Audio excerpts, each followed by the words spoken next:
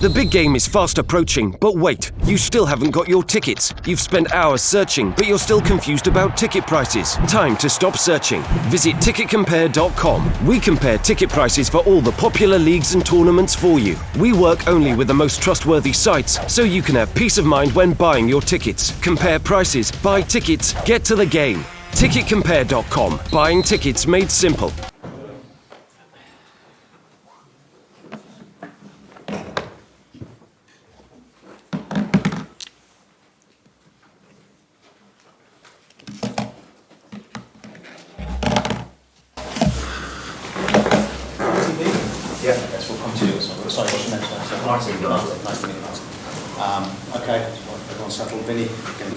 Jurgen, first of all, I'd imagine it's important to say that thoughts are with Sean Cox and his family at this time, and as well as hoping that he gets better, I would imagine that there's also hope that fans are kept safe over in Rome next week as well. Yeah, of course. I think the game on Tuesday night showed the beauty of the game during the game, and showed the most ugly face of parts of the game before the game. So when I heard first time about it, I cannot describe my emotions in English, to be honest. It was how it feels still. That should never have happened. To be honest, should never have happened before, or should never happen in the future. And we all have to do everything to make sure that things like that will not happen anymore. I've obviously not the solution for it. Probably nobody has that, but it's just unbelievable that something like this can happen. And how you can imagine, we all are with all our thoughts and prayers with Sean at that moment and his family, of course.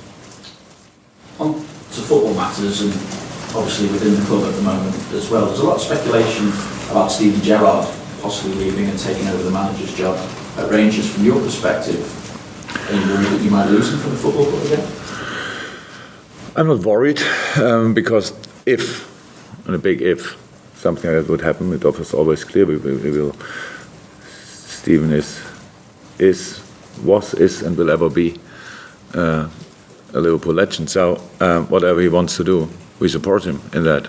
So it's easy as that. So, but there is no decision. I don't even know what's the situation at the moment, but nobody told me anything about it, that there's any decision.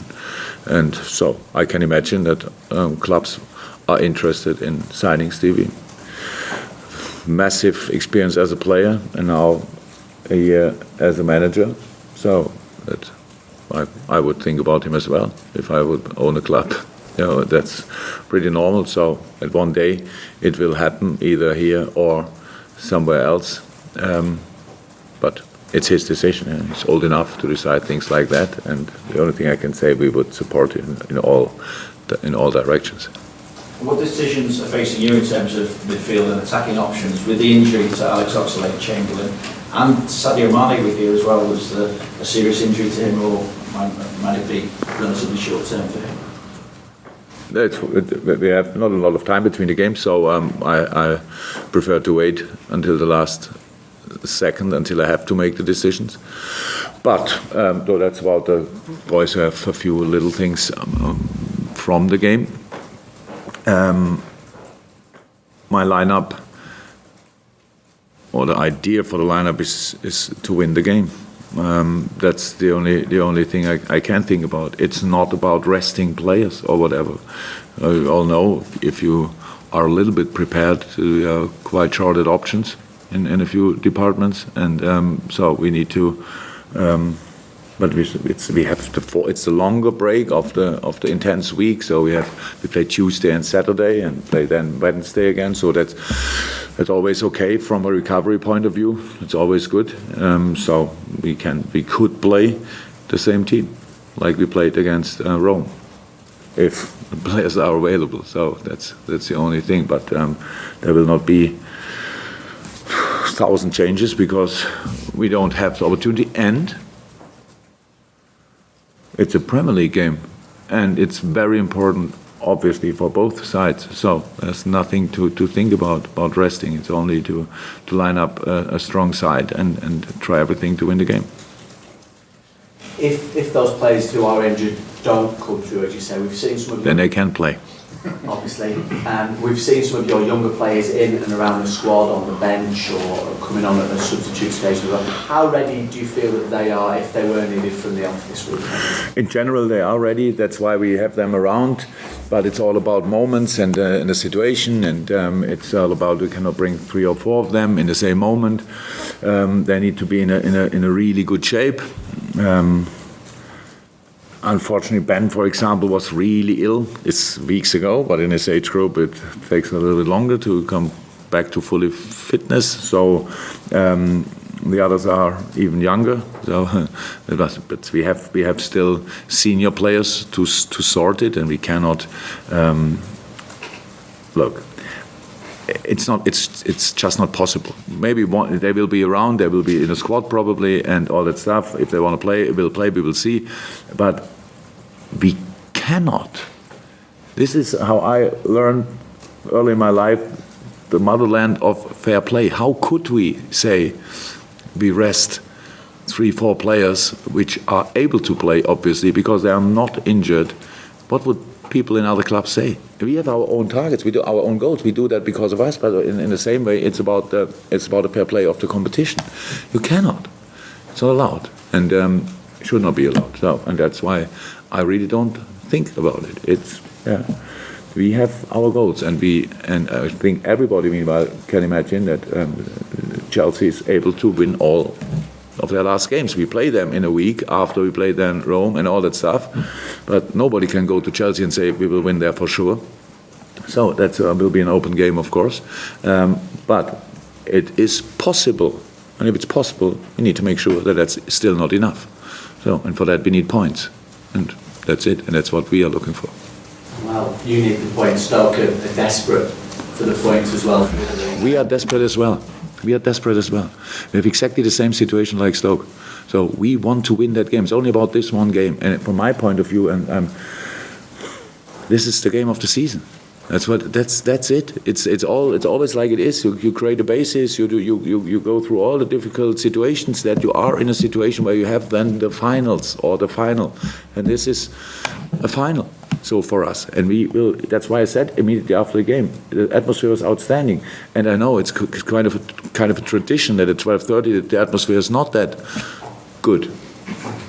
Go sleep tonight at 9 o'clock and come tomorrow and come tomorrow in the stadium and be at your best. That's what we try to do, and I would really like to ask everybody for doing exactly the same, making a real special atmosphere.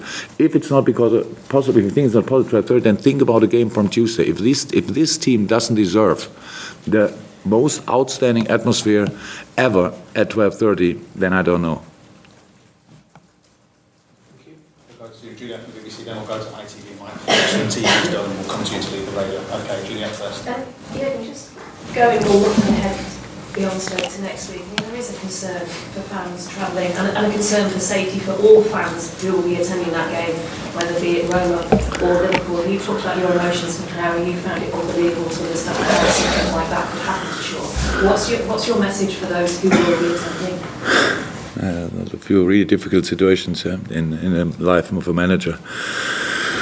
That's one of them. I was never in a situation like that, to be honest, that everybody tells me it could be quite difficult there. Not the sports side, that's difficult for sure, that's no problem, that's why we go there. All about the restaurant, I can't really say anything. I never experienced something like that. The only thing, and is always it's always how I see it. It's all about football, and it's only football. It's only football, and I never understood people. They didn't understand that fact. I never, my whole life. It was not that I thought, it's nice that they have another fight next to the stadium or whatever. I really hope, and I'm pretty sure everybody who is involved in keeping all people there safe, that they do their best. And I think in a modern world, it will be possible. So I'm not too concerned about that, but I really ask for responsibility of everybody. And I really know it's a football game, not more, not less. So let's play football. If Rome will win that game and come to the final, then they deserve it. If we will go through, then we deserve it. That's it. That's the competition. And that's all. And the rest can be really, really nice. Atmosphere-wise, how we had it in our stadium. Outstanding good. And we expect a fantastic atmosphere at Rome as well. They had a few big games the last few weeks there. So, and they were always spot on. They will be spot on again in the stadium. But that's it. Around the stadium, nobody should think about anything else than about the game. And I'm sure that all the different departments which are involved in that will do everything that everybody will be fine. So that's it. ITV, Martin. Just following on from that, for me, the Italian police apparently have been briefing in the last couple of days that they believe 1,000 of the 5,000 Liverpool fans who are going to travel are known troublemakers. It seems a bit of a strange assessment, but do you think that that the police have a responsibility to play their part in the safety of the fans there? And do you think that your fans, what would your message to your fans be, the travelling support, in terms of their behaviour? That's common sense. What can I say what they not already know? And if I say it, would that change it? I can. Behave. So if there are, it's easy to say, behave like you want to treat other people, like you want to be treated by yourself. If you are alone in the street, whatever, you want to feel safe. That's how it is. I have no clue. You have to tell me if it's possible that we could have 1,000 problem supporters. I don't know how you call that. Since I'm in, I never heard anything about that. Yeah, in the past, the whole world and football world was more crazy in these parts. But the last few years, since I'm in, I can't remember anything like that.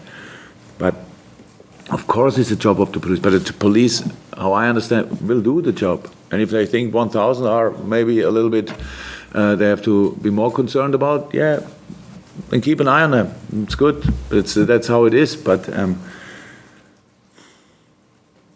I really don't like that part of football. I can't get it. It's for me. I'm not smart enough to understand it. So why we talk about this? We have to talk about it, obviously, in the moment, 100%. But it should not be like this. It's a wonderful game, and as long as we want to have the game like this, that we can have away supporters in our stadium, and then we can be away supporters in other stadiums, we have to show our responsibility. We have to show that we understand, and I really hope that everybody is in that mood. Yes, Michael.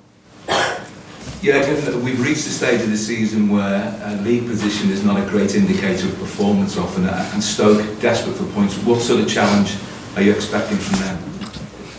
A real challenge. So they are in the last few games. It was Paul, which I know, is a Dortmund legend. So and so I know him from there, and they were not the most lucky team in the last few weeks. They lost a few games really last minutes, missed chances by themselves, big chances, and then they conceded, how it sometimes happens to teams in the bottom of the table, how it happened to all teams. So they're very intense, very direct, a lot of fight for second balls we have to face, a lot of challenges on the pitch.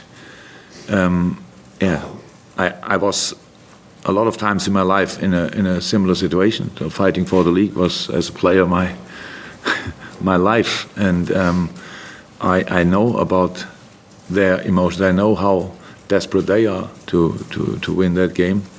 But in the end, that's why I say I feel really. So it's not that I think, okay, they deserve to go down or whatever, but if they want to stay in, it needs to happen without the points at Liverpool. Needs to, because we need them as well, and we have a very difficult situation as well. On one hand side, it's kind of perverted. It's really fantastic doing that, and then going the next game, and everybody's kind of expecting, or not everybody, but a lot of people are expecting resting this, resting him, bam, bam, leave him out, leave this out. And at the end, nobody can guarantee you.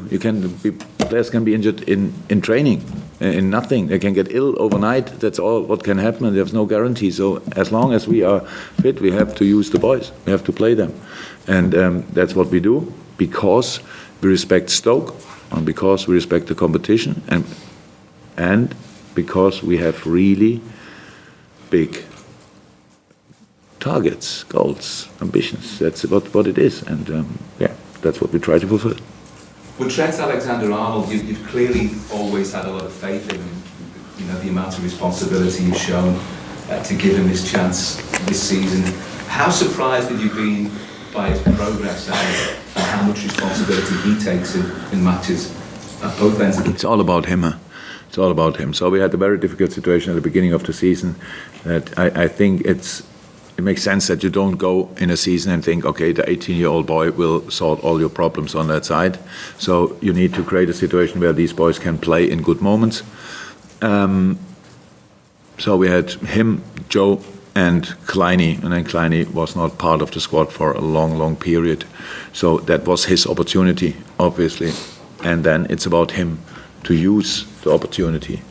And he did quite impressive so far. That's true. It's absolutely true. I'm not surprised about the fact that he can perform like this. That was pretty obvious, pretty early, but the speed of the development is absolutely special, and all credit to the boy. Sorry, Chris, have you got something on you're going to address? Sorry, Yeah, just to check on Sadio, is there an issue there? There's some speculation yesterday. No, this is only a friend in hospital. Yeah, of course there's something. You can see it's not that serious, so there's a chance for tomorrow if you use that chance or not. If it's quite early that day, yeah. So we have, as I said, in these times you always have to use each minute, each second. Speak to the players, speak to the doc, speak to the physiotherapist, all that stuff, and at the end you have to make a decision, and I will make a decision. How frustrating Alex Oxlade-Chamberlain's injury as well? I have no words for that. I cannot believe that this wonderful player, person, boy, guy, whatever, in such a positive situation, helping the team, having a clear challenge, something like this happened. I really have no words for that. When I saw it back, I thought, wow. It's just a shame. It's not fair, to be honest. Yeah, but that's how life is sometimes. And then you have to, how do we say, if you get a lemon, make a lemonade of it, and that's what we have to do. That what Alex is doing of it.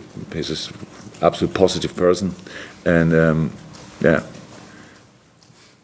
he will be back. And I told him already we will wait for him like a good wife when a man is in prison.